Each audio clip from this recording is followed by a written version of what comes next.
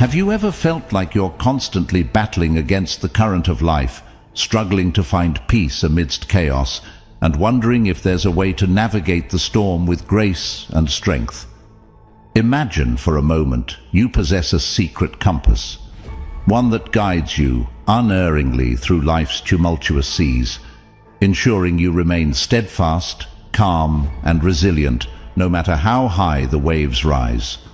That compass, my friends, is Stoicism, an ancient philosophy that has illuminated the path for countless individuals across centuries, helping them find tranquility in turmoil and wisdom in adversity. Today, we're diving deep into the heart of Stoicism, exploring its profound insights and practical applications that can transform your life, just as they did for one of the greatest emperors in history, Marcus Aurelius. Whether you're facing personal challenges, professional obstacles, or just seeking a more meaningful and contented life, Stoicism offers timeless tools to help you thrive and find joy in the journey, not just the destination. So, if you're ready to discover how to turn your trials into triumphs, your struggles into strengths, and your worries into wisdom, stay tuned. Because in this video, we're not just learning about history, we're uncovering the secrets to a happier, more resilient you. Welcome to a journey into the heart of Stoicism, where every challenge is an opportunity for growth and every moment is a step toward becoming the best version of yourself. Let's embark on this transformative adventure together. And remember, hitting that subscribe button costs you nothing, but it supports us immensely in bringing you more transformative content like this. Don't skip any part of the video, because you're not like the majority. You're here because you seek something deeper, making you an exception in a world of passers-by. Embrace that distinction and join us on this exceptional journey. Number 1. Train your perception. Marcus Aurelius highlighted a powerful aspect of Stoic philosophy, the idea that our perceptions shape our reality. It's not the events themselves that disturb us, but the views we adopt about them. This concept isn't just central to Stoicism, it resonates across various philosophical and psychological traditions. Let's consider the words of Epictetus, another revered Stoic philosopher, who said, "It's not what happens to you, but how you react to it that matters." This underscores the same principle. Our response to external events has the power to define our experience of them. It's about exercising the faculty of choice that we all possess in how we interpret and respond to life's events. Now, think about a situation that initially appears negative. By instinct, we might label it as bad or unfortunate. However, what if we paused and asked ourselves, is it really that bad? Can I view this differently? This moment of reflection opens the door to a shift in perspective, allowing us to see challenges as opportunities for growth or learning, rather than insurmountable obstacles. Aristotle, another giant of Western philosophy, spoke about the golden mean, the desirable middle between two extremes, one of excess and the other of deficiency. Applying this to our perceptions, we find a balance between naive optimism and crippling pessimism. Training our perception is about finding this middle ground, where we acknowledge the reality of our circumstances without allowing them to dictate our emotional state. Moreover, the idea of perspective is not only philosophical, but also psychological. Carl Jung, a profound thinker in psychology, emphasized the power of our attitude in shaping our reality. He suggested that what we hold in our inner world shapes our outer world. So when we train our perception to see the positive, or at least the potential for growth in adversity, we not only change our internal state, but also how we interact with the world around us. Training your perception, therefore, is a proactive approach to life. It's about choosing to see the glass as half full to find that silver lining even on the cloudiest of days. This doesn't mean ignoring the negative or pretending problems don't exist. Instead, it's about acknowledging them and choosing to focus on what we can learn, how we can grow, and where we can find even the smallest bit of positivity or progress. Remember, this training is a daily practice, much like physical exercise. The more we practice, the stronger our perception muscles become, enabling us to navigate life's ups and downs with greater equanimity and resilience. By adopting this Stoic approach, along with insights from Western philosophy and psychology, we empower ourselves to lead more fulfilling and balanced lives, no matter what comes our way. Number 2. Control your emotions. Marcus Aurelius profoundly understood the turmoil that uncontrolled emotions can cause. He advises us to use reason as our guide, suggesting that we have the power to choose our responses, even in emotionally charged situations. This is a powerful reminder that we are in control, not our fleeting feelings. When you feel anger bubbling up or anxiety clouding your thoughts, remember Marcus's counsel. Take a moment, breathe deeply, and choose a response aligned with your best self. But this idea isn't exclusive to Stoicism. Let's consider the perspective of Seneca, another Stoic philosopher, who believed that mastering our emotions leads to a more peaceful and fulfilling life. He suggested that we should reflect on our emotions, understand their roots, and then decide how best to address them. This reflection helps us avoid being swept away by the intensity of our feelings. Plato emphasized the need for reason to govern our spirited and appetitive aspects, much like a charioteer controlling his horses. He believed that our rational part should lead, ensuring that our emotions and desires don't lead us astray. This aligns with the Stoic view, encouraging us to let reason, not impulse, drive our actions. From a psychological perspective, Carl Jung also recognized the power of emotions and the necessity of acknowledging them to integrate and transcend them. He suggested that by confronting and understanding our emotions, we can achieve individuation, a process of becoming our true selves. This process involves using our emotions as cues, not dictates, allowing us to grow and evolve through self-awareness. So, when you feel overwhelmed by anger or anxiety, remember these insights. Like Marcus Aurelius, use reason to assess the situation. Like Seneca, understand and reflect on your emotions. Like Aristotle, seek the golden mean, allowing yourself to feel without being controlled by those feelings.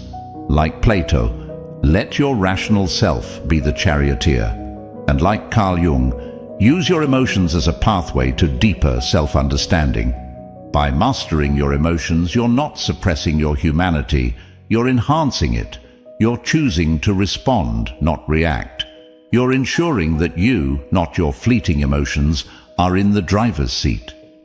This proactive approach to emotions allows you to live more intentionally, making choices that reflect your values and aspirations, leading to a more balanced and fulfilling life.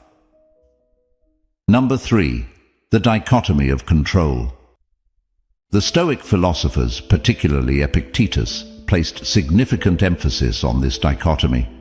He taught that understanding what is in our control and what lies beyond it is the essence of wisdom. It's a game changer because it frees us from unnecessary stress and anxiety about the uncontrollable aspects of life, like the weather or the behavior of others. Imagine if you spent your energy only on what you can influence. You'd be like a gardener who focuses on watering his plants, not on changing the weather. This is the heart of the dichotomy of control, nurturing our garden, our inner selves, and our actions, while accepting the external conditions as they come. Now let's link this Stoic wisdom with insights from Western philosophy and psychology. Aristotle spoke about focusing on virtuous actions and developing a strong character, which aligns with focusing on what we can control. He believed that excellence is not an act, but a habit, a series of choices within our control that we make every day.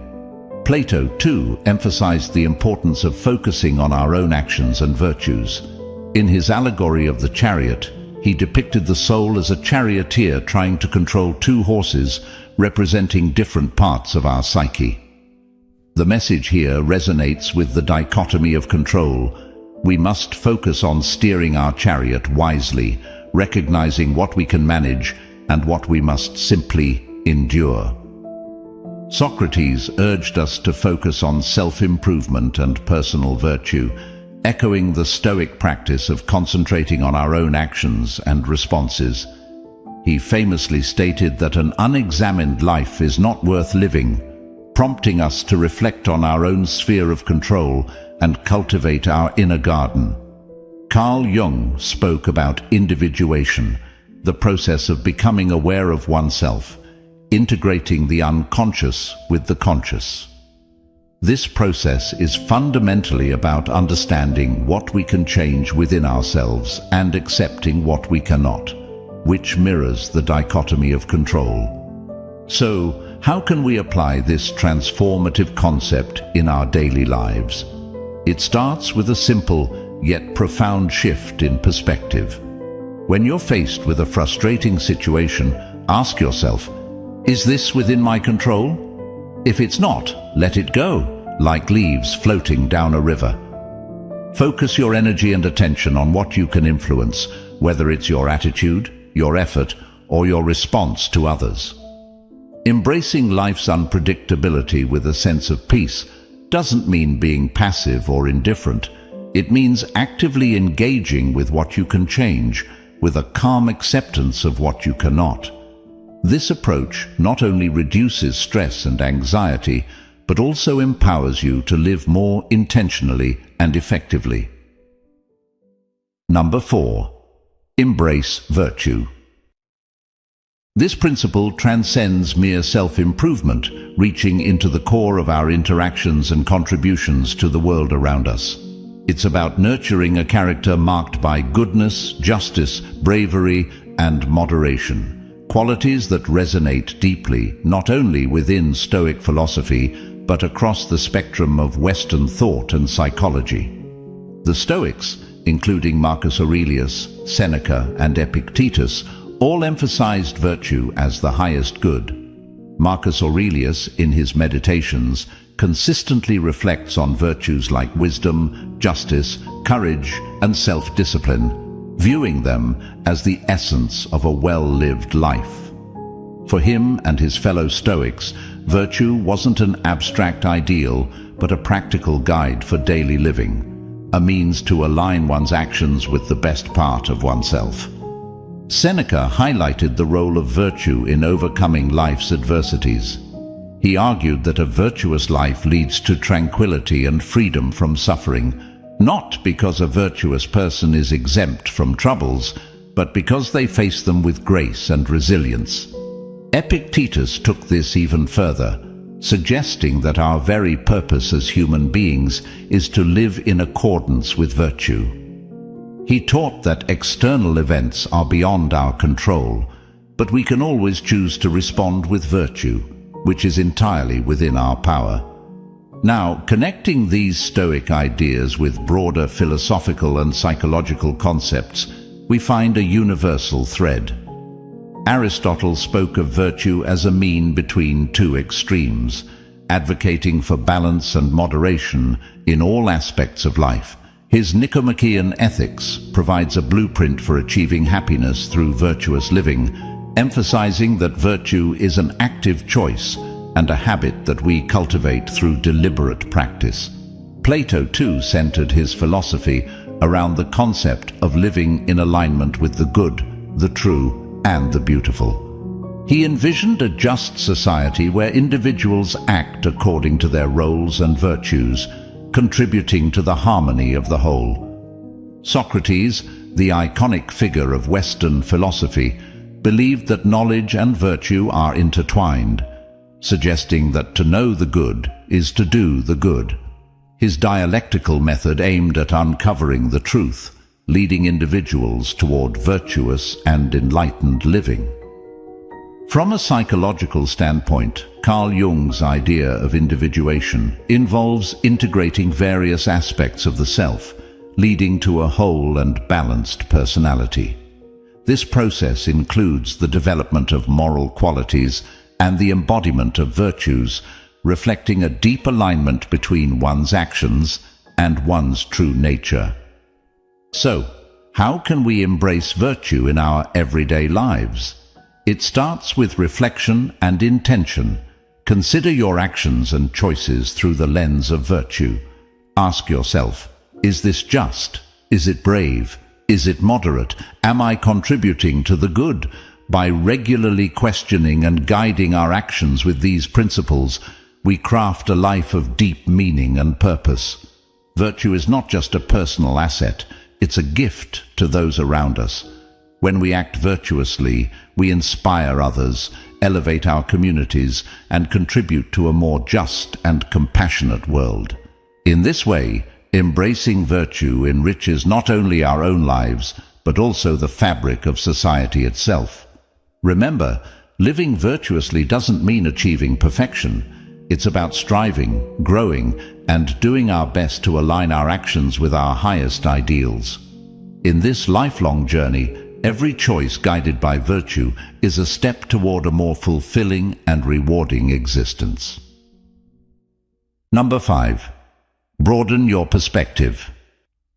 This approach doesn't minimize our problems, but contextualizes them, offering a clearer, more balanced view that can significantly alleviate our distress and enhance our appreciation of life.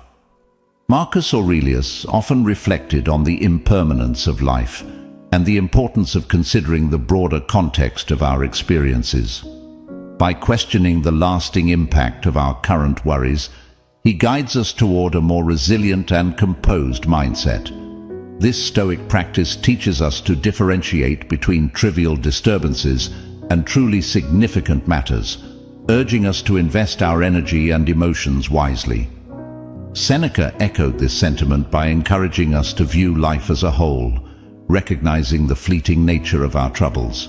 He advised us to live each day as if it were a whole life, a perspective that imbues our daily existence with a sense of purpose and serenity. Epictetus taught that our distress often comes not from events themselves, but from our judgments about them.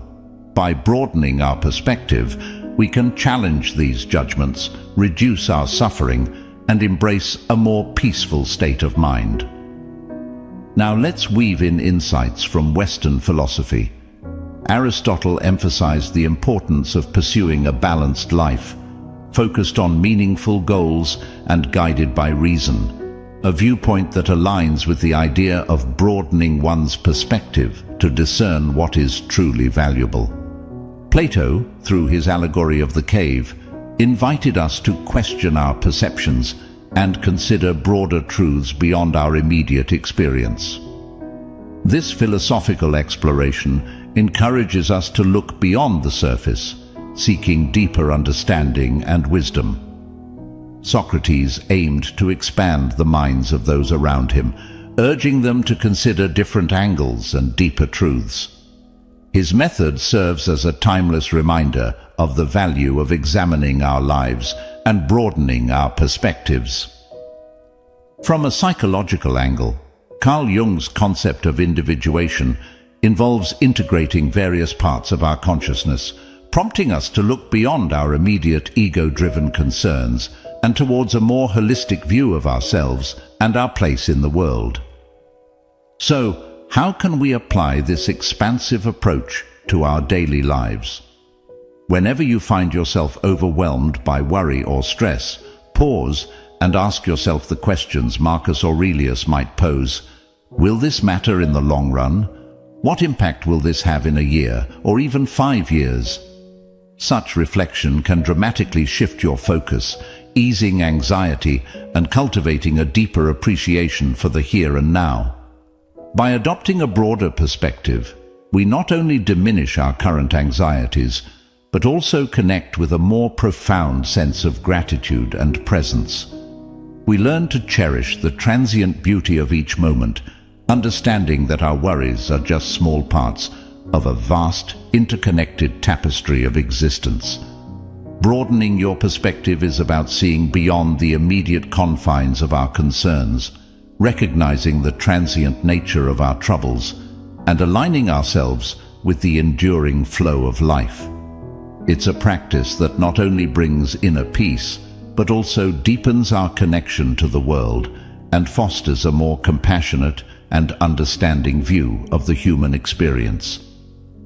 As we wrap up today's journey into the profound world of Stoicism, remember that embracing these teachings is about more than just understanding them intellectually.